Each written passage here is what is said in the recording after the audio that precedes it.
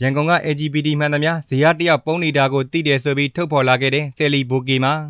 ကဲပရိသတ်ကြီးတွေပြီးခဲ့တဲ့ရက်ပိုင်းအတွင်းမှာပရိသတ်တွေကြားပွဲစုစည်းခဲ့တဲ့ဇေယျကတော့ဘယ်သူမှမသိတဲ့အကြောင်းအရာတွေနဲ့အတူအောက်ဖဲအလံခံနေရပြီပဲဖြစ်ပါတယ်။ဘယ်နေရာဘယ်ဒေသပဲရောက်လူတယောက်ရဲ့ဗီဇအစစ်အမှန်ဟာပြန်ပေါ်တယ်ဆိုတဲ့အတိုင်းအသက်ငယ်ငယ်အမျိုးသမီးလေးကိုအရန်တွေချစ်ပြနေတဲ့ဇေယျအကြောင်းတွေဟာအမျိုးမျိုးထုတ်ဖော်ခြင်းခံနေရပြီပဲဖြစ်ပါတယ်။ပရိသတ်တွေအနေနဲ့ကတော့ယောက်ျားတစ်ယောက်ပြီးသူပိုင်ဆိုင်ထားရတဲ့ချစ်မဝလေးကိုပိုင်ဆိုင်ထားသမျှစီးစိမ်တွေနဲ့အံ့ဩစရာကောင်းလောက်အောင်တင်တောင်းခဲ့တာကြောင့်အားကြနေခဲ့ပေမဲ့လည်းဆယ်လီတစ်ယောက်ဖြစ်သူဘိုကေမာကတော့အားကြမစောဖို့အခုလိုမျိုးပြောလာခဲ့တာပဲဖြစ်ပါတယ်။ရန်ကုန်က LGBT မှန်သမျှသူအကြောင်းအကုန်သိတယ်။အခုမှပိုင်ဆိုင်သမျှအံ့ပြီးနေကချမ်းသာတဲ့ကောင်မလေးငငယ်လေးကိုယူပြလိုက်တဲ့